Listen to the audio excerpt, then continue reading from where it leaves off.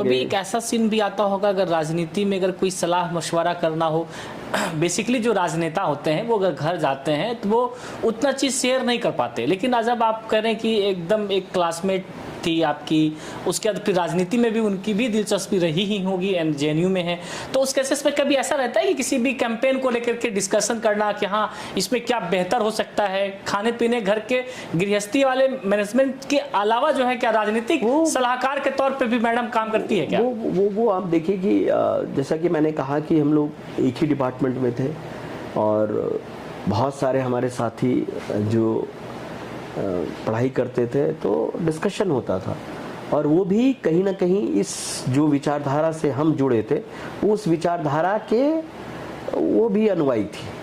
तो ऑब्वियसली जब बैठते थे चर्चा होती थी तो उसका भी एक विचार आता था, उसके भी अपने व्यूज़ थे। ज़रूरी नहीं है कि जो मेरा एक्सपीरियंस तो हम लोगों ने कहा कि लोटा से लेके कम्बोड तक वाला है, लेकिन नहीं, वो थोड़ा सा प्रिविलेज थी, वो उसकी पढ़ाई लंदन में स्कूली शिक्षा की उसने। तो कभी लड़ाई वगैरह भी छोटे मोटे बातों पे? अब अगर आप बताइए कि जहाँ प्यार होता है वहीं लड़ाई भी होती है, वहीं थोड़ी बहुत हमको कहने शिकायत भी होती है। हाँ। अगर शिकायत ना हो तो समझ लीजिए कुछ गड़बड़ी है, हाँ, दाल में कुछ काला हो रहा है। तो ये एक चिन्ह है। ये आप मनाते हैं कि वो मनाती है? नहीं, देखिए दोनों पढ़े लिखे हैं ना, तो उसकी थोड़ी सी साइड इफेक्ट भी होता है ना। हाँ। कि हम लोग ओपिनियटेड हो जाते हैं। मतलब मेरा एक, क्योंकि हम भी पढ़े हैं, हमने भी पढ़ाई की है, मेरा भी एक एक्सपीरियंस है, तो आपके पढ़ाई से, नॉलेज से आपका भी एक थॉट प्रोसेस होता है, वो भी उतनी ही पढ़ी है ना, तो उसका भी एक सोच है, उसका भी लाइफ का अपना एक एक्सपीरियंस है, और दोनों अलग अलग पृष्ठभूमि से आ रहे हैं। हम लोटा से कम्बोड आए हैं ना, वो कम्बोड से ही शुरू किया है, बिल्कुल, तो वो एक फासला तो है ना, जो मेरे एक्सपीरियंस है तो उसका एक व्यू होगा, मेरा एक व्यू होगा, तो उस पर तो ओपिनियन में तो एक डिस्कशन होता है, बिल्कुल होता है, और वो हम लोग बहुत ही हेल्दी करते हैं। जेएनयू में ये सिखा देता है कि हमारा जो डिस्कशन होता है ना, वो झगड़े में नहीं बदलता है, वो लोग डिस्कस करते रहेंगे, लेकिन और हीटेड डिस्कशन होता है, लेकिन लोग उसको गलत नहीं लेते हैं। जो कहीं कहीं दूसरे यूनिवर्सिटी में ना, जहाँ डिस्कशन का आवाज़ तेज हुआ, लोग थोड़ा सा घबरा जाते हैं, लेकिन हम जेएनयू वालों में ना वो मान लेते हैं कि ये डिस्कशन का पार्ट है, फिर साथ में चाय पी रहे हैं, और बिल्कुल चाय पी रहे हैं और गप्पे कर रहे हैं, रात के 2 बज रहे हैं, ढाबा पे बैठे हुए हैं, तो ये डिस्कशन चलता रहता है। ये वाला जो परिपाटी है, क्या राजनीति में भी जो है, बिहार की राजनीति में, खगड़िया की राजनीति में आपको ये चीजें देखने को मिलती है क्या? मुझे बिहार में एक चीज़ अच्छा लगता है कि यहाँ पे राजनीतिक रूप से, चाहे आप गरीब हो अमीर हो, उनको अपना राजनीतिक अधिकार पता है, और वो बोलते भी हैं, असर्ट भी करते हैं। ये दूसरे प्रदेशों में मुझे घूमने से लगता है वहाँ कम इस तरह का आपको देखने को मिलेगा। जो राजनीतिक सोच है, जो राजनीतिक सजगता है, जो राजनीतिक अधिकार है, वो हमारे यहाँ अच्छा है, ज़्यादा है, गहरा है। ये 2020 के बिहार विधानसभा चुनाव के लिए आप एक नए चेहरे थे, और चुनाव से ठीक पहले जो है कोई मूवमेंट नहीं, ना कोई क्षेत्र में आपकी कोई ऐसी पकड़, ना ही ऐसी कोई जो है सूझबूझ, ना ही ऐसी कोई जो है क्षेत्र की समस्याओं को लेकर के आपने लड़ाई लड़ी, मैं राइट? लेकिन जब आप 2020 में जब आप उम्मीदवार बन करके आए और इतनी मजबूती से आपने चुनाव लड़ा, उस क्षेत्र के बारे में जो है, जो गहनता या जो काम करने के तौर तरीके, जो आपके कैंपेन, और जो हार, लेकिन हार का भी फासला बहुत कम, तो इन तमाम चीज़ों को आपने कैसे मैनेजमेंट किया अपने चुनाव में जो है? देखिए, चूँकि इस ज़िले में मेरी मिट्टी है, हम यहाँ पैदा हुए हैं, खगड़िया हो, बेलदौर हो, परबत्ता हो, अलौली हो, इस ज़िले की बाउंड्री बहुत ज़्यादा फ़र्क नहीं है राजनीति में। हाँ, बेलदौर में एक भूगोलिक चुनौती है। आपके लिए एक नया क्षेत्र था? हाँ बिल्कुल, क्योंकि आप परबत्ता के रहने वाले हैं, अगर आप परबत्ता से चुनाव लड़ते हैं तो ये बात समझ में आती है कि परबत्ता के, चलिए ठीक है, लेकिन आप तो रहने वाले थे परबत्ता के, और आपने चुनाव लड़ा बेलदौर से। मैंने वही कहा ना कि परबत्ता में मेरा जन्म हुआ, वहाँ हमारी ज़मीन है, खगड़िया में हमारा जयप्रकाश नगर में घर है, शहर में घर है, और हम लोगों के जब से जन्म है तब से है, आना जाना, पिताजी, ये सब। बेलदौर में हमारी ज़मीन है, खेती है मेरी बेलदौर में, तो वहाँ जाना और सब चीज़ को जानना पहचानना, वहाँ के लोगों का आना जाना, तो बहुत ज़्यादा फासला नहीं है। ये सब एक राजनीतिक मुझे लगता है गढ़ंत है कि लोग अपने अपने हिसाब से राजनीति में होता है गढ़ते हैं, लेकिन मैं इस पे ज़्यादा ध्यान नहीं देता हूँ। ये कोई राजनीतिक फैक्टर नहीं है। आप है कि जो बेलदौर की जो राजनीतिक चुनौतियाँ हैं वो खगड़िया पर्वतता से भिन्न है, क्योंकि बेलदौर की भौगोलिक स्थिति ऐसी है कि वहाँ बाढ़ का प्रकोप 7 नदियों का बहुत ज़्यादा है। वहाँ की जो समस्या है, और वो एक पिछड़ा इलाका ही नहीं है भौगोलिक दृष्टि से, बल्कि वहाँ पे बहुत ज़्यादा पिछड़े और दलित समाज, अति पिछड़े समाज के लोग भी रहते हैं। तो सामाजिक तौर पे भी वो पिछड़ा क्षेत्र है और भौगोलिक तौर पे भी पिछड़ा क्षेत्र। एक तो पूरे बिहार में खगड़िया एक पिछड़े जिलों में से आता है। बिल्कुल। उसके बाद खगड़िया जिले के अंदर बेलदौर और अलौली लगभग पिछड़े, मतलब आप कहिए विधानसभा में से आता है। तो अलग राजनीति तो ऑलमोस्ट सेम है कि बहुत ज़्यादा लोग बेलदौर के खगड़िया में रहते हैं। बिल्कुल, है ना। तो अब वो फासला नहीं है। अब है कि जो मुझे इस जिले की राजनीति है, जो खगड़िया पे अगर हम सोचे जिले के पूरी राजनीति के ऊपर, यहाँ पे संभावनाएं बहुत हैं। संभावनाएं का मतलब चुनौती के साथ साथ संभावनाएं हैं। दुख इस बात का है कि जो अभी तक राजनीतिक सोच और राजनीतिक प्रतिनिधित्व आया है, और मैं ये कहूँगा कि पिछले बहुत वर्षों से लगातार, तो उस तरह के जो संभावनाएं हैं उसको दोहन करने का लोगों में अब ये विजन नहीं था, या चाह करके भी नहीं कर पाए, लेकिन नहीं हुआ है। मान लीजिए अगर खगड़िया की आर्थिक व्यवस्था का सुधार करना है पूरे जिले का, और खास करके खगड़िया चूंकि सदर है, बिल्कुल, तो यहाँ पे आप खगड़िया में सबसे ज़्यादा आपको क्या मिलता है? चार यहाँ के 4 चीज़ें हैं जिस पे खगड़िया को खड़ा करना होगा। 4 पाया बोलिए। एक पाया है मकई। मकई इसलिए कह रहा हूँ कि जो यहाँ की हमारी ज़मीन उपजाऊ है वो मकई के लिए बहुत ही सरल है। यानी आप कम लागत में, हमारी मिट्टी जो है यहाँ की कम लागत में अच्छा उत्पादन के साथ मकई का हम खेती कर लेते हैं। और एक समय में 2008 में मुझे याद है कि मकई में नंबर 1 थे। आज हम चौथे नंबर पर आ गए। बिल्कुल। बहुत सालों तक 2008 के बाढ़ के बाद, कहीं ना कहीं अगर बाढ़ हमारे लिए हर समय बहुत सारी समस्या लेके आती है, लेकिन 2008 के बाढ़ के बाद ना हम खगड़िया नंबर 1 हो गया था मकई पे। तो मकई की उपज ज़्यादा होने लगी थी, 2-3 चीज। अब इधर से कुछ फिर घट रहा है। तो मकई के कृषि को, यानी यहाँ के किसान ज़्यादातर मकई पर आधारित है। मकई के जो फसल है उसका सही तरीके से आर्थिक व्यवस्था हम लोग नहीं सोच रहे हैं। ना यहाँ का कोई राजनीतिक नेतृत्व इस पर सोच रहा है कि हम मकई को आधार बना करके कैसे यहाँ के किसानों को मजबूत कर दें, किसानों के जेब में पैसा आएगा। क्योंकि ज़्यादातर लोग यहाँ तो कोई फैक्ट्री है नहीं है, बिल्कुल किसानी पे हम लोगों का, हमारा परिवार हो, आपका परिवार हो, किसी के पास थोड़ी ज़मीन है, किसी के पास, और हमारे यहाँ ज़्यादातर छोटे किसान हैं, बिल्कुल मध्यम परिवार। अगर एक सरकारी नौकरी में कोई हो गया तो हमारा परिवार आगे बढ़ जा रहा है। अगर सारे लोग किसान खेती पे आधारित हैं तो वो परिवार थोड़ा संघर्ष कर ले रहा है।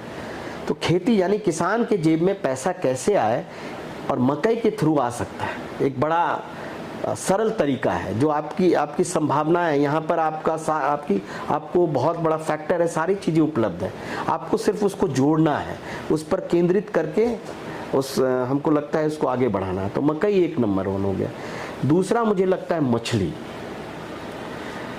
हमको याद है कि जब खगड़िया स्टेशन से लोग गुजरते थे, या NH-31 जब दरभंगा होके नहीं बना था, जब गुवाहाटी सारी ट्रकें इधर से जाती थी, तो मुझे लगता है कि मछली और पराठा यहाँ का बहुत फेमस था। ट्रेन पे जो जितनी भी लंबी दूरी की गाड़ियाँ आती थी तो यहाँ लोग वेट करते थे कि हम लोग पराठा और मछली खाएंगे। लेकिन आज क्या है, मछली आपका बंगाल से आ रहा है और हैदराबाद से आ रहा है। बिल्कुल। तो हमने मत्स्य की जो संभावनाएं थी उसको कुचल रहे हैं। उसको बढ़ाने के बजाय जो हमारी प्राकृतिक जो संभावना है उस पर हम ध्यान नहीं दे रहे, उसको बढ़ाने का ध्यान नहीं दे रहे कि खगड़िया का मछली बाहर जाना चाहिए। यहाँ संभावना है, यहाँ पर बहुत सारे, तीसरा है दूध का। यहाँ पर आप देखें कि एक उदाहरण है, यहाँ आवास बोर्ड में पेड़ा का फैक्ट्री होता था। बिल्कुल। और वहाँ पर पेड़ा बाहर जाता था।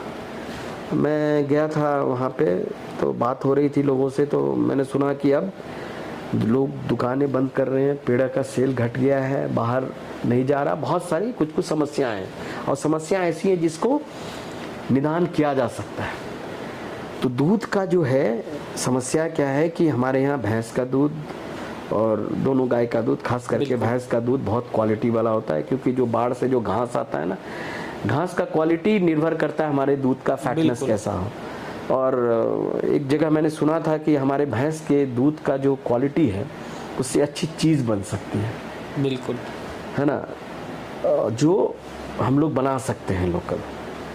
वो तो दूध से हमारी संभावनाएं बन सकते हैं यहाँ के लोगों का, उनकी आय बढ़ाई जा सकती है, इनकम बढ़ाया जा सकता है। सोशल मीडिया के जरिए कई लोगों ने कई सवाल आपसे पूछे हैं। उन लोगों के सवाल अगर मैं ले लूँ तो सबसे पहला सवाल है कि आपने 2020 का चुनाव बेलदौर विधानसभा से अपने चुनाव लड़ा। ऐसी कौन सी परिस्थिति है कि आज आप खगड़िया सदर विधानसभा से चुनाव लड़ना चाहते हैं?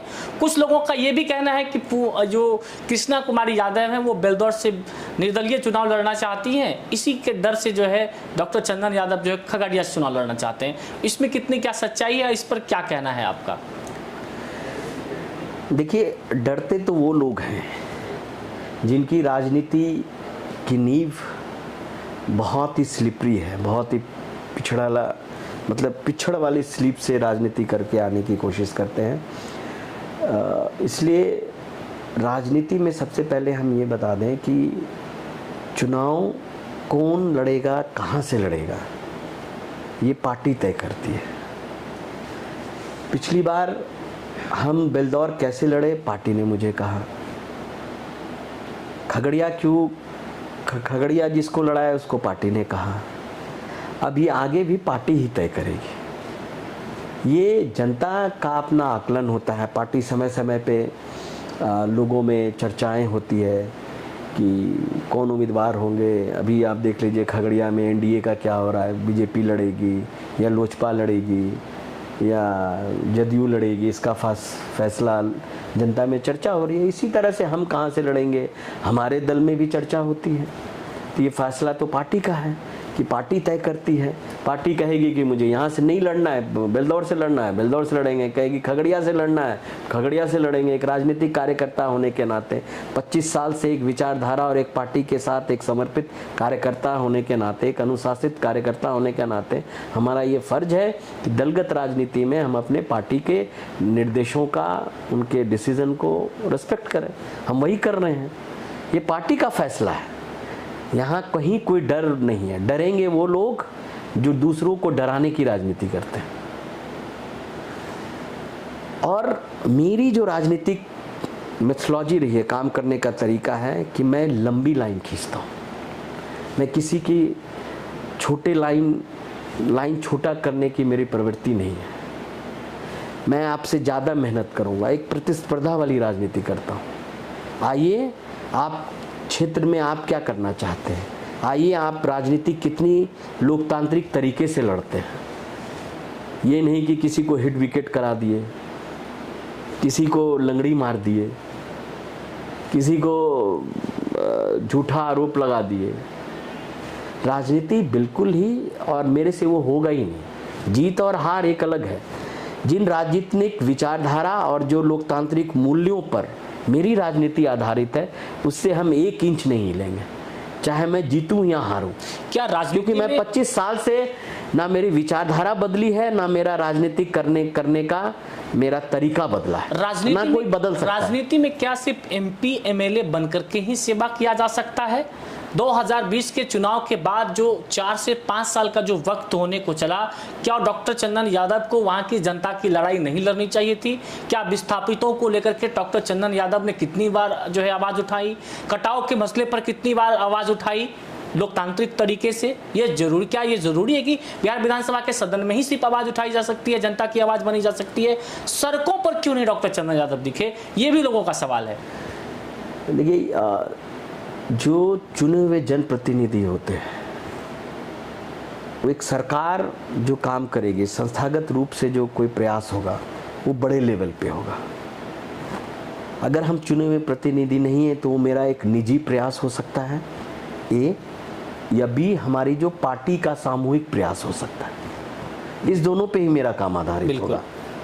और जहाँ तक मेरी बात है पिछले कई वर्षों के संघर्ष का, तो मैंने इस खगड़िया में वैचारिक लड़ाई, जो भारतीय जनता पार्टी की विचारधारा है, जो संविधान को कमज़ोर करने का, जो इस समाज में सामान्य वर्ग के गरीब लोग हो, पिछड़े हो, अति पिछड़े हो, दलित हो, महिला हो, इसके खिलाफ जो अन्याय भारतीय जनता पार्टी की नीति और नीयत से हो रही है, उसके खिलाफ पूरे खगड़िया में जन जागरण करने का हो, बाबा साहब के अपमान का बदला और बीजेपी के खिलाफ संघर्ष का हो, महंगाई को लेकर के हो, चाहे बाढ़ पीड़ित में लोगों को खगड़िया से लेके बेलदौर तक राहत या जो हमसे बन पाया वो बांटने का हो। मैंने अलग अलग समय पर पूरे ज़िले में महंगाई को लेकर के जय संविधान यात्रा, जय बापू जय भीम जय संविधान यात्रा किया। अलग अलग कटाव में जो निजी प्रयास है, लोगों ने बुलाया, कहा, हर एक सांस्कृतिक कार्यक्रम में लोगों से जुड़ाव रहा मेरा वो जो। लेकिन मेरे पास जो सरकारी जो विधायक हैं, जो 20 साल से है, जो यहाँ पे आप 5 साल छोड़ दीजिए, तो यहाँ पे भी तो डबल इंजन की सरकार रही है। सरकारी विधायक हैं, सरकार उनकी है। सवाल तो उनसे पूछना चाहिए। सवाल तो खगड़िया के लोग पूछ रहे हैं। और जहाँ की जो यहाँ की सरकार है 20 साल से, और जिस तरह से कानून व्यवस्था 20 साल से खगड़िया के सड़कों पे है, सदर में है, उस पर सवाल उठने चाहिए। किस तरह से कितनी हत्याएं हुई हैं, रोज गोली चल रही है और खुलेआम मेन रोड पे गोली मार दिया जा रहा है। क्या खगड़िया का विकास हुआ? यहाँ खगड़िया में क्या बना 20 साल में? ये हिसाब तो देना पड़ेगा ना। सरकार 20 साल से लगभग डबल इंजन, 11 साल से डबल इंजन की सरकार है। अब लगभग 18 साल से एक मुख्यमंत्री है। सवाल तो उनको देना चाहिए जो हम लोगों का जो लोकतंत्र तय करता है कि हम जो सरकार ने घोषणा किया है वो घोषणा कितना सरकार कर रही है, उसके खिलाफ आवाज उठाना, जनता के सुख दुख के समय खड़ा रहना, वो हम रहे हैं। आपने जनता के सुख दुख में क्षेत्र के कई गांव टोले कस्बे आपने गया। छत्रपति यादव जो विधायक हैं यहाँ के, सदर के, आपके पार्टी के विधायक हैं, उनके कार्यों से आप कितना संतुष्ट हैं? देखिए, जैसे मैंने कहा ना कि एक विधायक के पास 20 करोड़ 5 साल में, 20 करोड़ में आप कितने लोगों तक जो उम्मीदें हैं वो पहुंचा सकते हैं हम लोग, है ना। जो जिनको 20 साल मिला है, सरकार भी उनकी, सवाल उनसे होना चाहिए। अगर आप 20 करोड़ को, इस बार तो शायद 16 करोड़ ही मिला, कोरोना का काल का नहीं मिला, तो आप देखेंगे कि कितना जो भी काम हुआ वो उनसे उन्हीं पैसों का हिसाब मांगेगा। बाकी तो सरकारी कुछ नहीं है, बाकी तो सब निजी है। जो पार्टी ने किया, हम लोगों ने किया। बाढ़ आया पिछली बार तो बांटा, आज भी। पहली बार तो जब बाढ़ आया यहाँ भी, सबसे पहले हम लोग कांग्रेस पार्टी गई उनके पास देखने के लिए, फिर लोगों का तांता लगा। जब भी होता है तो हम लोग पहले कदम रख करके लेते हैं। सरकार को, हमारा क्या काम है पोजीशन का, कि सरकार की जो जिम्मेदारी है उसको एहसास कराना, जनता की जो आवाज है वो सरकार तक सुनाई दे। हम उस जनता की आवाज से आवाज मिलाकर सरकार को जगाने का काम करते हैं। 100 नंबर में छत्रपति यादव जी को डॉक्टर चंदन यादव कितना नंबर देंगे? मैं क्या कह रहा हूँ, जनता ये सब समझती है कि एक सरकार है और एक विधायक है। उस सरकार, ये हम नहीं होते कोई नंबर देने वाले, ये जनता तय कर लेती है कि जनता को जितनी ताकत जनता ने किसी को दिया है, मुझे जो जनता ने ताकत दिया था, मुझे लगता है कि जितना प्यार मोहब्बत मुझे जनता ने दिया था, मैंने कोशिश की कि उतना प्यार और मोहब्बत थोड़ा उससे ज़्यादा दे दूं, क्योंकि मेरे अंदर भी सीमित है।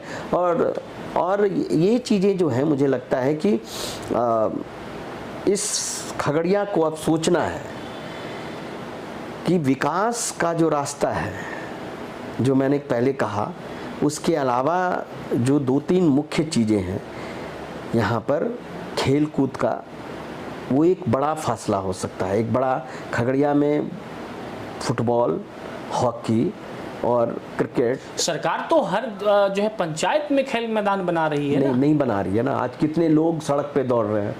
मानसी जब चले जाइए तो सिपाही के दौर के लिए कहीं भी आप किसी भी खगड़िया के किसी भी पंचायत में हम जाते हैं तो, और हमने ये बोला भी है कि अगर पार्टी ने, कांग्रेस पार्टी को मौका दिया तो हम लोग हर एक पंचायत में एक ग्राउंड तैयार करेंगे। एक मैदान हर एक पंचायत में होगा जहां लोग जो बच्चे आर्मी में तैयारी करते हैं उनको दौड़ के लिए, खेल कूद के लिए। क्योंकि आप देखेंगे कि हरियाणा का एक एग्जाम्पल है, बॉक्सिंग और कुश्ती से 2-3 जिले मिला करके वहाँ की कम से कम 300-400 करोड़ का इकोनॉमी जनरेट होता है। तो मानसी में जो हमारी महिला फुटबॉल की टीम थी वो आप देखिए कि कितना नीचे होता जा रहा है। हॉकी में यहाँ बहुत सारी, हमारी एक जो बेटी थी जो मुझे छत्तीसगढ़ में जब मैं प्रभारी था तो वहाँ मुझे मिली थी, वो मानसी की थी, वहाँ खेलने आई थी बिलासपुर में, छत्तीसगढ़ में मेरी मुलाकात वहाँ हुई थी। मुझे अच्छा लगा कि यहाँ की, लेकिन अब देखिए क्या है यहाँ का प्रयास। बिहार में ना खेल कूद है, ना अच्छी पढ़ाई लिखाई है, ना अच्छी स्वास्थ्य व्यवस्था है। ये 20 साल से जो सरकार है उसको घेरना है। जो भाजपा और जदयू की डबल इंजन की सरकार जो बोलते हैं उस पे ये सारे सवाल जाते हैं। बाकी जिनको जनता ने जो जिम्मेदारी दी है कि हम उनकी आवाज बने, तो हम कह रहे हैं जनता से, हमने मांग उठाया कि हम लोगों ने अभी देखे, हमने घोषणा पत्र में सवाल उठाए कि हम वृद्धा पेंशन बढ़ाएंगे, पूरा जोर लगाया हम लोगों ने, जनता के बीच जा के बोला, सरकार झुकना पड़ा, अनाउंस कर दिया ना। हो सकता है किशोर कह रहे हैं कि कांग्रेस जो है बिहार में पिछलग्गू पार्टी बनकर रह गई है। भले ही नेशनल पार्टी है लेकिन बिहार में जो है आरजेडी की पिछलग्गू पार्टी बनकर के रह गई, अपना कोई अस्तित्व, कोई अपना वजूद नहीं है। तो भाजपा तो जदयू की पिछलग्गू है, उस भाषा में प्रशांत किशोर जी से पूछिएगा। अब प्रशांत किशोर किसके पिछलग्गू है या किसकी बैटिंग कर रहे हैं पीछे से, उनकी विचारधारा क्या है। आपकी जो राजनीतिक प्रवेश हुई है उस राजनीतिक प्रवेश की पृष्ठभूमि क्या है। आपने पूंजीवादी व्यवस्था को राजनीति में लाया है। आपने राजनीति एक सेवा है उसको ख़त्म किया है। आपने लिख दिया राजनीति एक बाज़ार है, चुनाव लड़ना एक बाज़ार है, नेता बनना एक बाज़ार है जिसमें विचारधारा कुछ नहीं है। आज आप जो मन में आए, आज सुबह उठे ये विचारधारा है, कल सुबह उठे ये विचारधारा है। ऐसे लोकतंत्र में, देश में राजनीति नहीं होती है। आपने राजनीति करने का तरीका, राजनीति सोचने का तरीका को छिन्न भिन्न कर दिया है। आपने राजनीति का आधार, जो नीव फिलॉसफी जिसको कहते हैं, जो पॉलिटिकल फिलॉसफी है, जिसको मैंने शुरू में दर्शाया कि जेएनयू से जहाँ लोग सीखते हैं, जो मानवीय तरीका है राजनीति करने का, जो हमारा गांधी जी की सोच है। क्या लग रहा है कि इस बार 2025 वाले चुनाव में जो है महागठबंधन के लिए चुनौती होगा प्रशांत किशोर? देखिए, लड़ाई दो विचारधाराओं के बीच में है एकदम। बिल्कुल बिहार की जनता बहुत राजनीतिक, मैंने पहले ही कहा, बिहार की जनता में एक चीज़ तो ज़बरदस्त है, उनकी राजनीतिक सोच, गहरी सोच, उनको राजनीति के प्रति सजगता। और कोई भी, चाहे गरीब हो या अमीर हो या किसी भी वर्ग का हो, वो अपने राजनीतिक हक और अधिकार को अच्छी तरह से समझता है। तो उसी फाउंडेशन के हिसाब से मैं बोल रहा हूँ कि दो विचारधाराओं के बीच में लड़ाई है। एक तरफ राहुल गांधी खड़े हैं और एक तरफ मोदी खड़े हैं।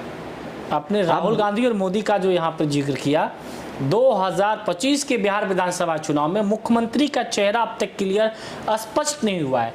क्या कांग्रेस स्पष्ट कर रही है कि मुख्यमंत्री का चेहरा कौन होगा? आप एक बात बताइए, जदयू का कौन, एनडीए का कौन है मुख्यमंत्री? नीतीश कुमार? नहीं, कौन घोषणा किया है? वो तो सब कौन किया है? अमित शाह जी क्या बोल के गए हैं अभी कुछ दिन पहले? कौन घोषणा है? कभी तो अनाउंस नहीं हुआ है, किसी का नहीं हुआ है। चुनाव आने दीजिए, अभी ना सीटों का बंटवारा हुआ है, ना सीटों की घोषणा हुई है, अभी प्रचार प्रसार चल रहा है, चुनाव की भी घोषणा नहीं हुई है। समय आने पे सब चीज़ हो रहा है। और हमारा जो कोऑर्डिनेशन कमेटी है उसके नेता कौन है बताइए? जो महागठबंधन का कोऑर्डिनेशन कमेटी है, इंडिया अलायंस का जो बिहार का कोऑर्डिनेशन कमेटी है, उसका कौन नेतृत्व कर रहे हैं? तेजस्वी यादव। तेजस्वी जी कर रहे हैं। तो नेतृत्व तो हमारा तेजस्वी जी कर रहे हैं पूरे कैंपेन को। बिहार में जो बैठक होती है, लीड होता है, कैंपेन चलता है, वो करते हैं, है ना। ये जनता सब समझती है, इसमें जनता को क्लियर है। कोई टेक्निकल तकनीकी चीज होती है कि चुनाव जब तक घोषणा नहीं होती है तो कैंडिडेट कहाँ अनाउंस होता है। बच्चे भी देखते हैं जब एग्जाम का डेट निकल जाता है तब तैयारी और जोरों से होती है। ये सब नहीं, सवाल बीजेपी के बीच में है कि नीतीश जी का क्या करेंगे। और मैं ये दावे के साथ कह रहा हूँ, लिख लीजिए आप, कि खुदा ना खास्ता, जो मुझे उम्मीद नहीं है कि 20 साल का इतना ना इन लोगों ने कवड़ा कर दिया है ना, ये नेताओं का सरकार नहीं है, ये अधिकारियों का सरकार है। इतना घुसखोरी, मतलब मृत्यु प्रमाण पत्र में घुसखोरी से शुरू होकर के सब चीज का रेट फिक्स है। 5 अधिकारी मिलकर सरकार चला रहे हैं, उसमें से 3 अधिकारी राजनीति ज्वाइन कर लिए। उनके जितने भी क्लोज हैं अधिकारी सब देखिए उनके पार्टी को ज्वाइन कर रहे हैं।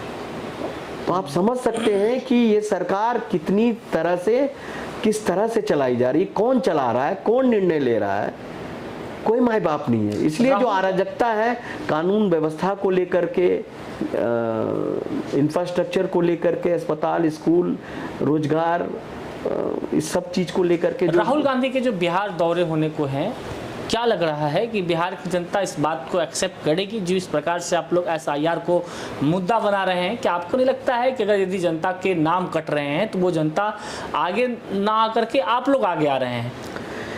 देखिए, बिहार में आप 2020 का चुनाव देखेंगे, आप भी थे, बहुत सारे लोगों का ये कहना था, अभी भी कहते हैं कि भैया बीजेपी वाला ना वोट चोर चिके। जनता कह रही है वोट चोरी क्या ले छो, हम यार वोट दे छे EVM चोरी क्या ले छे, सुने छो सब सुनने छो, ये बात क्लियर छे। तो इस देश की जनता को सिर्फ बिहार में नहीं, हम महाराष्ट्र में गेल छिए, महाराष्ट्र में भी राहुल जी पूरा वहाँ का डेटा निकाल के दिए। अभी आपको लगभग 1 लाख वोट, फर्जी वोट निकाल के दिए। सच को आँच क्या। अब आप डेटा पे नहीं बिलीव कर रहे हैं कि किस तरह से भारतीय जनता पार्टी चुनाव आयोग को मुखौटा बनाकर वोट की चोरी कर रहा है। सामान्य वर्ग के गरीब, दलित, पिछड़े, अति पिछड़े, महिलाओं, एक व्यक्ति एक वोट का अधिकार छीनने का प्रयास कर रहा है। ये चाहते हैं कि लोग सिर्फ पूंजीपतियों की सरकार हो जिसमें पैसे वालों की पूछ हो, गरीब लोगों का कोई हक अधिकार नहीं हो, गरीब लोगों की कोई सुनवाई नहीं हो। ये इस तरह की व्यवस्था लाना चाह रहे हैं कि जो आगे चल कर के कि आप इस तरह से कर लीजिएगा, एक शैडो आपने वोटर लिस्ट बना देंगे तो कौन चुनाव आयोग, सरकार से कोई जीतना आसान काम है क्या? सरकारी तंत्र से जीतना आसान काम है क्या? आपने हर एक संस्था को, CBI, ED, IT, चुनाव आयोग, और अभी तो यहाँ बिहार सरकार में 5 अधिकारी, ऐसे कैसे चलेगा? कैसे जनता की सुनवाई होगी जब 70,000 करोड़ रुपए का जो लेखा जोखा नहीं बिहार सरकार के पास है, जो रिपोर्ट नहीं दे सकी, इसको कैसे देखते हैं? चोरी सीनाचोरी है। मतलब आप देख लीजिए, सिर्फ यही एक नहीं है, एक तो पूरा जीता जागता उदाहरण है जो लगातार एक शब्द नहीं बोल रहे हैं। एक शब्द मोदी जी इस पर आके भाषण दे रहे हैं, मैं ना खाऊंगा ना मैं खाने दूंगा। यहाँ बिहार में मैं भी खाऊंगा और नीतीश जी को भी खाने दूंगा 71,000 करोड़ रुपया। ये सब कह तो रहा हूं कि जो ये सरकार जब जाने वाली होती है ना तो इस तरह का माहौल होता है। और मुझे इस बात का जो बात रह गई कि आप देख लीजिएगा, अगर जो दिखाई नहीं दे रहा है जमीन पे, अगर मान लीजिए इफ बीजेपी की और एनडीए की सरकार बनती है तो आप देख लीजिएगा इनका हाल एकनाथ शिंदे वाला होगा, नीतीश जी का। आप नीतीश जी को बाहर करेंगे कुछ दिन में, और फिर भाजपा जिस तरह से यूपी में किया, योगी आदित्यनाथ को बनाया, यहाँ भी उस तरह का व्यवस्था करके नीतीश जी को, ये दावे के साथ कह रहा हूँ, नीतीश जी को ये मान लीजिए किसी भी तरीके से मुख्यमंत्री नहीं बनाने जा रहे, और जो उप मुख्यमंत्री और मुख्यमंत्री का दावा देख रहे हैं सपना, उनको भी केशव मौर्य के तरह उनको स्टूल पे बिठा देंगे। चिराग पासवान के जो चेहरे हैं, इसको कैसे देखते हैं बिहार की राजनीति में? वो जिस प्रकार से कह रहे हैं कि सरकार पे पिछले दिनों उन्होंने कई सवाल उठाए बिहार के लॉ एंड ऑर्डर को लेकर के, उसके बाद जो है उनके पार्टी के लोग कह रहे हैं कि जो है चेहरा बनाना चाहिए एनडीए को चिराग पासवान मुख्यमंत्री का। नहीं, मुझे लगता है कि रामविलास पासवान जी की राजनीति और चिराग जी की जो राजनीति है, जो मूल्य राजनीति है, जो विचारधारा की राजनीति है, दोनों में फासला है। रामविलास जी की राजनीति बिल्कुल एक अलग तरह की राजनीति थी, जिसको चिराग जी का वो पॉलिटिकल डीएनए नहीं है। देखेंगे कि आप किस तरह से वो समाज के शोषित वर्ग के लिए रामविलास जी राजनीति करते थे, लड़ते थे, पार्लियामेंट सड़क से लेकर संसद तक। और चिराग जी क्या कर रहे हैं? उसी संसद में जो रामविलास जी लड़ते थे दलितों के अधिकार के लिए, आज चिराग जी दलितों का संसद में अपमान होता है, गृह मंत्री करता है, और चिराग जी बैठे रहते हैं, एक शब्द नहीं बोलते। कैसी राजनीति होगी? लोग ये फासला देख रहे हैं। तो मुझे चिराग जी की राजनीति में वो गहराई और वो विरासत जो उनको मिली थी, उसके साथ न्याय नहीं कर रहे हैं, ठीक उल्टा कर रहे हैं। तो मुझे तो, और जो उनकी पोजीशनिंग है कि सरकार में है, मंत्री है ना, बिल्कुल केंद्रीय मंत्री हैं, तो फिर तो आप अपनी सरकार के खिलाफ मतलब बोलते हैं और फिर सरकार में भी रह रहे हैं। ये कौन सा डबल स्टैंडर्ड है? मतलब ये तरीका नहीं समझ में आया। आपको अगर सरकार से परेशानी है तो आप सिर्फ बोलिएगा कुछ, करिएगा कुछ। खगड़िया लोग नहीं बुझे छे, कहते हे हो कहे छे कुछ, करे छे कुछ। ये जनता नहीं बुझते, बुझ रहा छे, अपने एक्सपोज हो जाएंगे वो। अगर इन्होंने अपनी राजनीति को विचारधारा पर केंद्रित करके नहीं रखा, क्या है उनकी भी हमारा विचारधारा नहीं समझ में ले, ने प्रशांत किशोर जी के विचारधारा समझ में आवे छे, ने एलजेपी के विचारधारा समझ में आवे छे। आप जगह जगह क्या मतलब क्या है, क्या अभी वोट जो कट रहा है इसमें बहुत सारे शोषित वर्ग के लोगों का कट रहा छे, एकदम चुप छे। लड़िएगा ना। अरे भाई राजनीति ककराल हुए छे, जो कमजोर लोग छे किसी भी तरीके से, चाहे आर्थिक रूप से हो, क्षेत्रीय रूप से, सामाजिक रूप से हो, हम लोगों की राजनीति मानवता वाली राजनीति की भेले कि हमारी प्राथमिकता है कि उनके साथ खड़े रहो। महिला के अधिकार के लिए लड़िए, दलितों के लिए लड़िए, गरीब लोगों के लिए लड़िए, चाहे वो किसी भी वर्ग का हो, सामान्य वर्ग के गरीब लोगों के साथ अन्याय हो रहा है तो उसके लिए भी लड़िए। वर्ग के नेता हैं भाई हम, सभी वर्ग के। जब बाबा साहब का अपमान अमित शाह कह रहे, जैसे चिराग जी बैठ के की करे रहे, एक को आवाज सुन लो, एक को स्टेटमेंट आयल छे कि अमित शाह जी आपने कैसे बाबा साहब का अपमान किया, सुनल छो, हमरा देखई होता। केना लोग बुझते कैसे इस समाज का जो शोषित वर्ग है, जिसके लिए बाबा साहब एक प्रेरणा है, और उसके खिलाफ देश का गृह मंत्री, जिसमें वो मंत्री हैं, संसद में जो लोकतंत्र का मंदिर है उसमें अपमान करके चले गए, और चिराग जी बैठे देखते रहे, एक शब्द उनके मुंह से नहीं निकल पाएगा। वो तभियो काल के जब अमित शाह के निशाना आवे छे तो सरकार नीतीश जी के खिलाफ बोले लगे छे, फेरे लेत के छे हम जब तक मोदी जी हैं तब तक। तो मोदी जी तो आपके दलित का तो अपमान और अत्याचार करके रख दिए, तो आप रहिए उनके साथ। 2025 में महागठबंधन के लिए सामने कितनी बड़ी चुनौती है सत्ता में आने की? नीतीश सरकार को यानी एनडीए सरकार को रोक पाने का क्या ऐसा मंत्र है आप लोगों के पास? देखिए, जो सबसे बड़ा चुनौती महागठबंधन के पास है, वो चुनौती एक सरकार से लड़ने वाली चुनौती है। हम लोकतंत्र में जो चुनाव होता है जिसमें इवन प्लेइंग फील्ड होता है वो नहीं है। हम लोग एक सरकार से लड़ रहे हैं, चुनाव आयोग से हमको लड़ना पड़ रहा है, सीबीआई से लड़ना पड़ रहा है, ईडी से लड़े पड़ रहे हैं, आईटी से, अधिकारी से। अगर मान लीजिए खगड़िया के डीएम किसी पार्टी के प्रवक्ता बन के बोलने लगे या काम करने लगे, तो फिर उनके पार्टी का, जदयू का प्रवक्ता की करते? ये कभी नहीं होता है, कहीं का भी हो, या कोई सरकारी चीफ सेक्रेटरी हो या सेक्रेटरी हो, नेतागिरी वाला काम करा लगते, वो तो पार्टी के सदस्य हो गए। आप कैसे आप लड़ना? चुनौती ये है कि चुनाव आयोग, सुप्रीम कोर्ट कह रहा है, कहलकन फाइनली कि आप बताइए क्यों काटे हैं, क्या देने में आप चोरी नहीं कर रहे हैं तो क्यों दे दीजिए पार्सल। क्या कह रहे हैं राहुल जी? राहुल जी कह रहे हैं कि हमको भाई डेटा दे दीजिए, हमको महाराष्ट्र में हम आपको दिए हैं ये चीज़ें हैं, आप हमको डेटा को सार्वजनिक कीजिए कि हम डेटा को एनालाइज कर पाएँ, और जितने भी वोट काटे हैं किस लिए काटे हैं बता दीजिए। तेरा हम की दिक्कत है? किरण चिराग जी बोले छे, बोले कि नहीं चाहिए कि खगड़िया में 60,000 65 60 से 70,000 के बीच में वोट कट ले तो आप वोटों का अधिकार छीन लेते हैं बीजेपी हैं।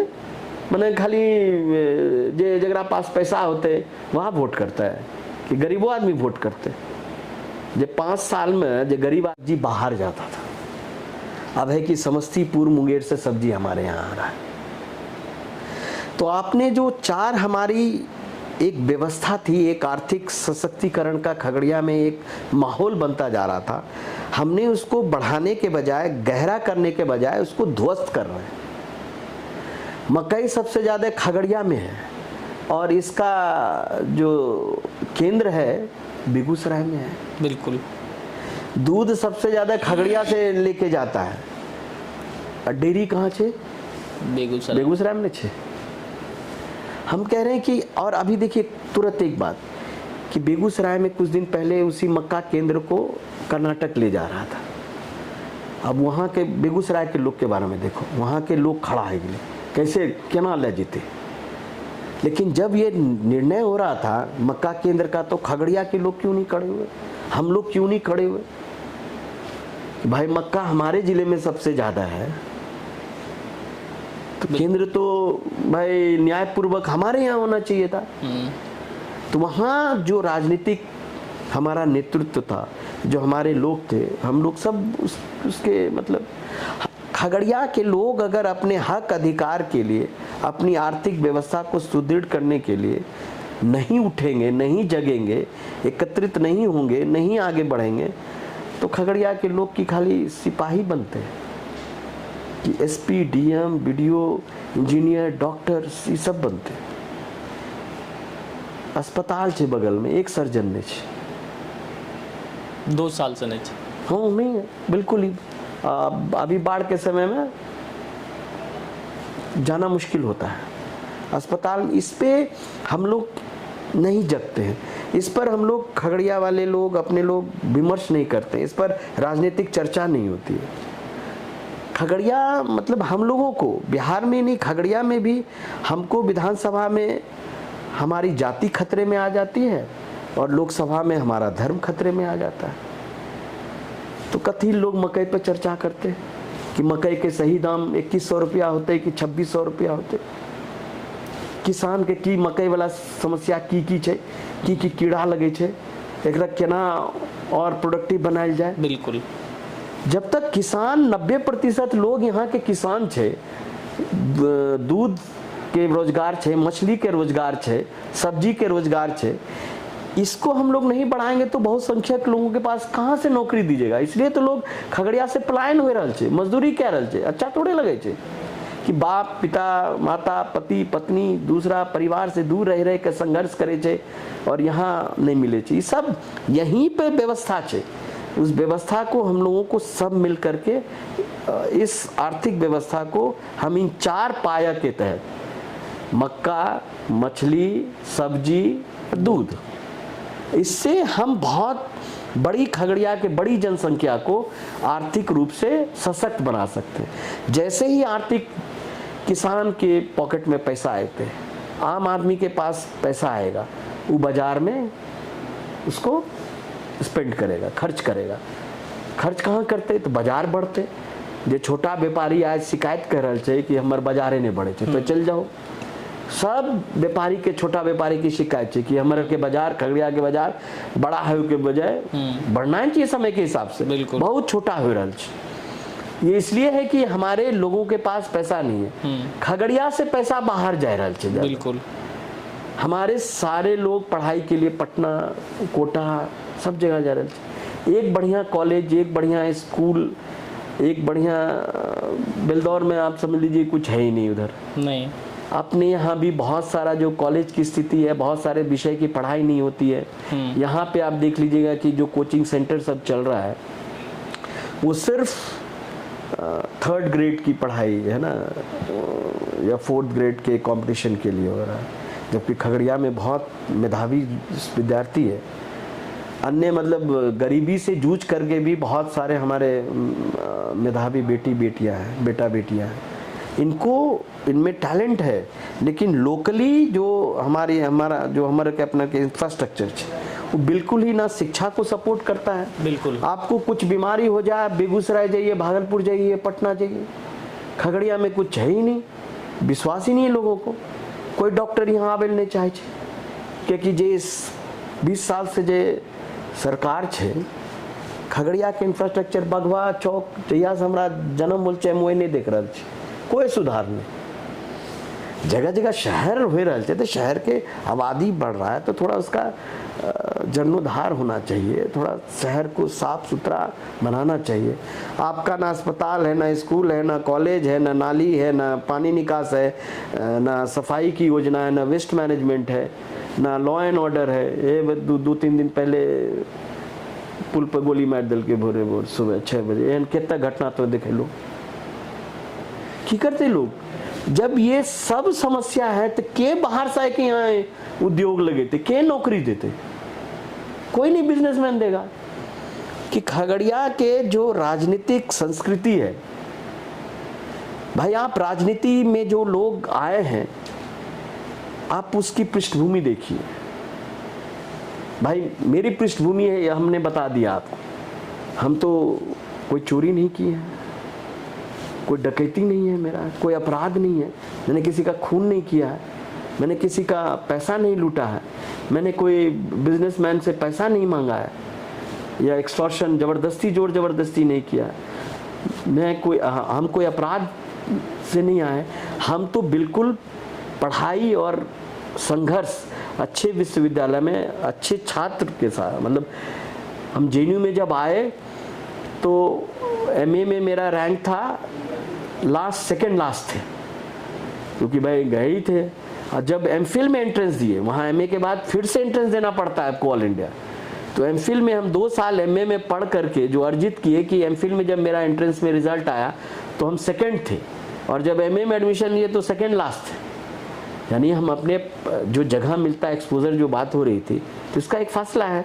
तो जो मेरी पृष्ठभूमि है कि एक स्वतंत्रता सेनानी परिवार में पले बढ़े, एक गरीब किसान, बहुत ही सामान्य वर्ग, सामान्य किसान के परिवार में पैदा हुए, स्वतंत्रता संग्राम के किस्से सुन करके बड़े पले बड़े, पढ़ाई की और शिक्षा लिया, और शिक्षा के साथ साथ छात्र जीवन जेएनयू में सीखा, पढ़ा, हर एक विचारधारा को जाना, समझा, देश दुनिया में जाने का मौका मिला। बड़े बड़े अमेरिका हो, लंदन हो, वेनेजुला हो, चाइना, तमाम देशों में जा करके अलग अलग जगह जा करके अलग अलग संस्थाओं का, हम गए थे अमेरिका।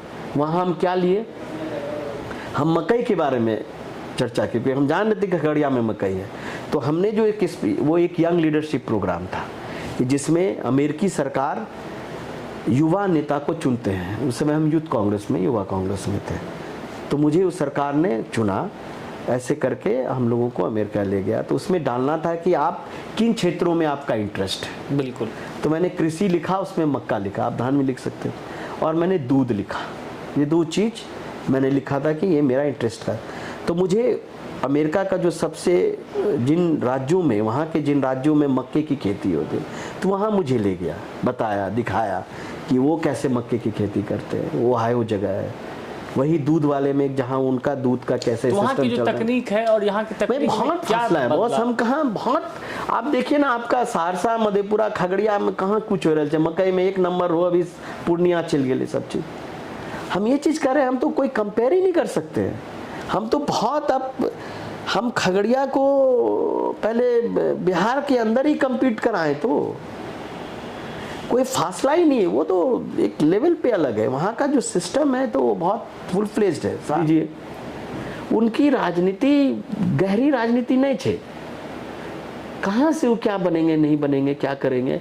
हमको अगर जिस रामविलास जी में वो खासियत थी, रामविलास जी में वो सोच थी, बिल्कुल, एक गंभीरता थी, एक संवेदनशीलता थी, एक विचारधारा थी जिसको कॉम्प्रोमाइज नहीं करते थे, लड़ते थे।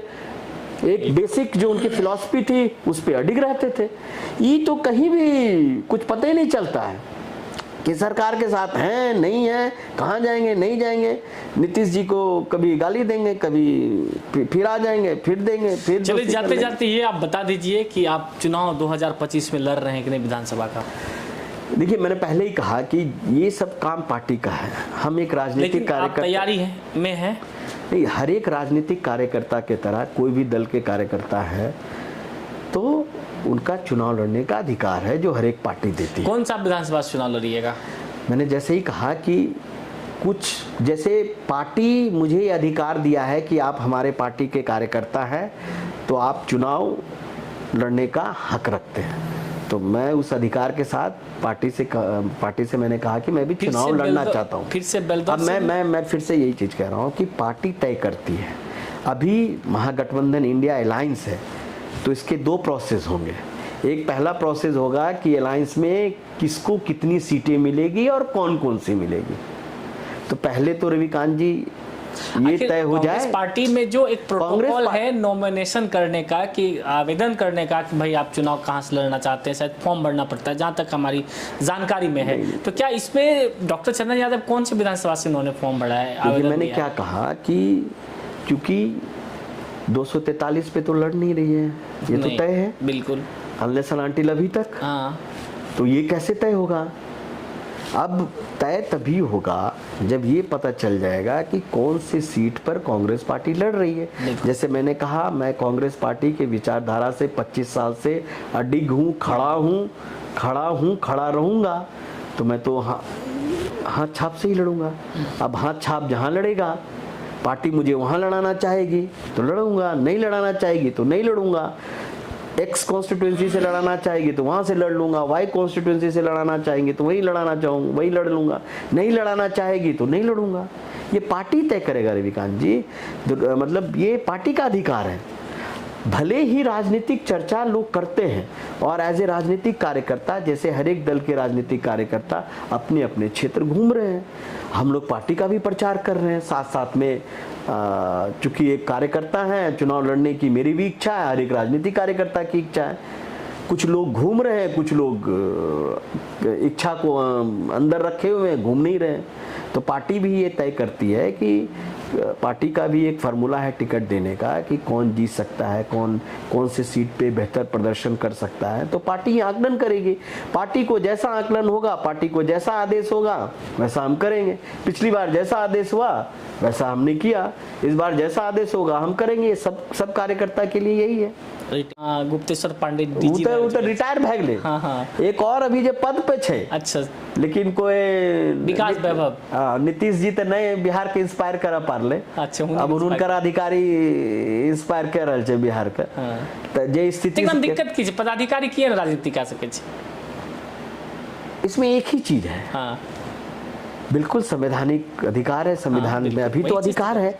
लेकिन जो जो हम बोले ना मूल्य है, एक जो जैसे जज को, आप जज थे, जैसे गोगोई जी जब बने, जस्टिस गोगोई को जब राज्यसभा सांसद दिया तुरंत, तो लोगों में आया ना कि उससे जजमेंट कराया था एक। उसी तरह से गुप्तेश्वर पांडे जी तुरंत राजनीति, आप वो थे डीजीपी थे और उसके बाद ही राजनीति ज्वाइन कर ली। तो आपके कुछ साल के जो आपके डिसीजन है उस पर जनता शक करेगी। आप संविधान में आप शपथ लिए हैं कि आप बिना किसी भेदभाव के, दलगत, मतलब सभी चीज भेदभाव में दलगत आता है, आप ना उस ट्रस्ट को तोड़ रहे हैं, विश्वास को तोड़ रहे हैं। और जैसे ही यानी आपके दिमाग में चल रहा है कि आप राजनीति ज्वाइन करेंगे, तो उसके अकॉर्डिंग आप डिसीजन लेंगे, क्योंकि आपको pick and choose loss and profit के फैक्टर पे वो फिर काम दिखता भी है। 100% यही चीज तो है कि आप किसी के अधिकारी के, अब जैसे आप बोले ना कि राजनीतिक कार्यकर्ता भी सिग्नल देता है कि कना बुझ जाए चूंकि चुनाव लड़ल चाहे अपन गतिविधि तेज कर दे, है ना, वो भी है ना पूरे तरीके से तब समझते हैं कि नहीं लगे छे कि तू चुनाव लड़बो की बोले लगे छे। जे कार्यकर्ता बैठल छे कभी कभी कार्यक्रम में दिखे छे ओकरा नहीं पूछे छे। उसी तरह से जो अधिकारी अपने काम काज में उस तरह का तत्परता दिखाएगा तो आप समझ जाइएगा कि ये आगे जाके ज्वाइन करने वाला। मनीष वर्मा जी ज्वाइन किए, कितने अधिकारी, एक और लांडे जी, शिवदीप लांडे, तब कितना अधिकारी का नाम ले। ये अच्छा ट्रेंड नहीं है कि आपके यानी अधिकारी सरकार चला रहा है, आपने अधिकारी को सरकार चलाने के लिए दे दिया है। ये संवैधानिक व्यवस्था नहीं है। नेता का कोई सुनता नहीं है, हर एक विधायक रो रहा है। अभी आपके यहाँ के पार्टी के सरकारी पार्टी के जिलाध्यक्ष रो रहे थे, नहीं रो रहे, काने रहे ना, हमारे सुनबे नहीं करे थे, लोग के की सुनते, बात सही है, काहे सुनेगा वो। लेकिन कुछ जनप्रतिनिधि में अभी तक गड़बड़ है ना, कुछ जनप्रतिनिधि भी जे है लॉस एंड प्रॉफिट के फैक्टर के जरिए जे है कार्यकर्ता से लेकर के या जनता जे है उस तरीके के लोग का क्रश करना, झूठा मुकदमा में जेल भेजवाना, इस प्रकार के प्रवृत्ति वाला भी नेता का एक्सेप्टेंस केना को हो सके। वो तो मैं पहले कह लिया कि जनता को भी लोकतंत्र है। अगर आप कानून ये कहता है कि अगर आप क्या कहें, आप पे अगर आरोप निश्चित नहीं हो जाता, आरोप आप पे हो गया, कोर्ट ने डिसीजन दे दिया, 3 साल की सजा हो गई, तो आप चुनाव नहीं लड़ सकते। बिल्कुल। लेकिन उससे पहले तो आप लड़ सकते हैं क्योंकि आपको डिसीजन नहीं हुआ है। लेकिन जनता तो हर एक नेता की पृष्ठभूमि समझते हैं ना। हम ये बात तो पहले ही कहे कि जो खगड़िया की राजनीतिक संस्कृति है और जो खगड़िया में जितने भी अभी राजनीतिक पृष्ठभूमि के लोग आए हैं और लगे जाए में, अब जब 8 बजे लोग निकलते, तो ये स्थिति में इंडिया वाला तो कह रहे हैं कि भाई पहले क्या था, 15 साल पहले जो है, 20 साल पहले वो दौर को याद करा रहे हैं, जंगल राज का रहा याद दिला रहे हैं कि लोग घर से बाहर नहीं, अगर उनकी बात, अपहरण का उद्योग चलता था उस वक्त, मुख्यमंत्री आवास में जो है डील होती थी, तब जाकर के लोग छूटते थे। अगर आप उस तरह की बात करें तो ये महाजंगल राज है। आप एक बात बताती है, 20 साल अब आप मोदी जी की तरह कितना हमारे स्वतंत्रता संग्राम सेनानी को कोसिएगा, नेहरू जी, सरदार पटेल, सुभाष चंद्र बोस को। जनता ने 20 साल हो गया, 20 साल बहुत समय होता है। जनता अब ये समझ रही है कि 20 साल में आपने क्या किया, आपने उस चीज को सुधारा क्या। जनता ने जो हिसाब किताब करना था उस समय, एक साथ में बीजेपी वाले से ये भी पूछिए, यहाँ के लोगों से पूछिए कि एक समय ऐसा भी था कि समाज के शोषित वर्ग, गरीब लोग अपना राजनीतिक अधिकार, अपना सामाजिक अधिकार से वंचित थे कि नहीं थे। सामाजिक तौर पर एक कह लीजिए कहीं ना कहीं एक भेदभाव था, राजनीतिक रूप से उनकी आवाज़ दबी हुई थी। तो राजनीतिक सशक्तिकरण आया हर एक वर्ग में। तो एक तो सामाजिक जो परिवर्तन हुआ, समाज में जो एक परिवर्तन था, समाज में जो एक भेदभाव था, उसमें कहीं ना कहीं हम आगे बढ़े हैं। अब ये सरकार जो अभी है, हर एक कार्यकाल का कुछ ना, अब आप बताइए हम नेहरू जी और सरदार पटेल जी, सुभाष चंद्र बोस जी को कैसे आंकेंगे? जो व्यक्ति 9 साल 10 साल जेल में रहा देश की आज़ादी के खातिर, जो सरदार पटेल जी ने तमाम देश की एकीकरण के लिए कितना मेहनत किया, कितने संघर्ष किए। सुभाष चंद्र बोस ने अपनी आर्मी बनाई अंग्रेजों से लड़ने के लिए, भगत सिंह ने जान, उनसे आप हिसाब मांग रहे हैं। वो आपने की क्या किया 70 साल में? बीजेपी वाला बोल रहा है जो नाखून तक नहीं कटाया देश की आज़ादी के लिए, देश को आज़ाद कराने के लिए वो एक नाखून तक नहीं कटाए, और आज उनकी आर्थिक व्यवस्था, नीति नियत देश को गुलाम करने वाली है। फिर से जिस तरह से अंग्रेजों ने हमें गुलाम किया था, अब ये वोट छीन करके देश को पूंजीपतियों के हाथ गुलाम करना चाहती है, हमारा जमीन बेच लेगा। और ये राजनीति जमीन का दलाली का खेल नहीं है, कि राजनीति में हम आए और जमीन का दलाली शुरू हो जाए, राजनीति में हम आए और अपराध को संरक्षण दे रहे हैं, राजनीति में आए हम लूट खसोट कर रहे हैं, राजनीति में आए हम अपना व्यापार को बढ़ाने के लिए राजनीति में आए। नहीं, आप आए हैं वहां का व्यापारी को प्रोटेक्शन देना, व्यापार को बढ़ाना, बाजार को बढ़ाना, बाजार को बड़ा करना। वो कैसे होगा? वो तमाम इंफ्रास्ट्रक्चर से होगा, कानून व्यवस्था से होगा। आप अपने प्रयास से कुछ उद्योग लाइए, कुछ यहाँ की जो निजी हम यहाँ के पेड़ा इंडस्ट्री को क्यों नहीं बढ़ा रहे हैं, क्यों नहीं ब्रांड कर रहे हैं कि भाई हर एक हुए चने मनेर के लड्डू, बिल्कुल खगड़िया के पेड़ा क्या नहीं बिकते कि लोग यहाँ जाए। मैंगो का भी ऐसे ही हुआ, वो विदेश भेजता है सब जगह जगह। क्यों नहीं हमारा जो मकई है भी हाँ ब्रांडिंग करना पड़ेगा ना, तभी तो होगा। आप कीजिए कोई भी, जो एक खगड़िया का एक ब्रांडिंग करना पड़ेगा। अभी खगड़िया का ब्रांडिंग आपराधिक जिला है, खगड़िया का ब्रांडिंग गुंडा वाला जिला है। में एक राजनीतिक दृष्टि वाले, विजन वाले नेता प्रतिनिधि का तो कमी रहा ही है, जो आप देखेंगे, क्योंकि खगड़िया के विकास में वो साफ दिखता है, चाहे सांसद की बात हो चाहे विधायक की बात हो। ये कहीं ना कहीं हमारे यहाँ हमको लगता है कि खगड़िया में बहुत संभावनाएं रहने के बाद भी नहीं हो पा रहा है ये जिला, और पीछे ही हो रहा है। बेगूसराय तक, साहेबपुर कमाल तक विकास आवे छे, 4 लेन आवे छे, ओकर बाद आगे एकदम पूरा अपन के अनटचेबल एरिया हो गए, बिल्कुल पूरा ये बेल्ट नारायणपुर नोगछिया तक। तो ये जो मैंने खगड़िया, सहरसा और मधेपुरा है, सुपौल उस कनेक्शन से ठीक में आ गया।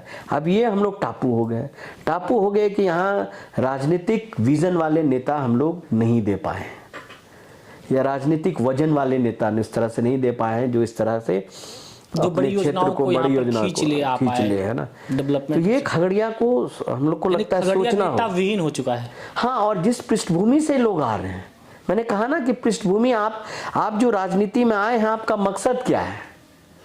मकसद अपने व्यापार को बचाना है, मकसद आप अपने गुंडागर्दी को बढ़ाना है, मकसद आप अपराध को बढ़ाना चाहते हैं, या आप अपने अपराध को बचाना चाहते हैं? झूठे मुकदमे में लोगों झूठे मुकदमे को फंसाएंगे, डराएंगे, धमकाएंगे, इससे उनका तो थोड़ा बहुत बेनिफिट हो जाता है, लेकिन जो पूरा माहौल जो खराब होता है उसके कारण खगड़िया के 99% लोगों पे प्रभाव पड़ रहा है, असर पड़ रहा है। यानी झूठे मुकदमे में फंसाने वाले जनप्रतिनिधि को जनता नहीं चुने, साफ तौर पे 100% नहीं चुने, उसको तो दरकिनार करे। आप जो नेता की राजनीति करने का तरीका गैर लोकतांत्रिक हो, यानी आपको डरा रहा है, धमका रहा है, आपके साथ झूठे मुकदमा में फंसा रहा है, आप नहीं सुन रहे, अधिकारी हो या कोई हो, आम आदमी हो या कोई व्यापारी हो, उससे फालतू के पैसे मांग रहा है, एक्सटॉर्शन कर रहा है, बाजार को खराब कर रहा है, तो ये सब नेता को बिल्कुल ही नहीं चुनना चाहिए।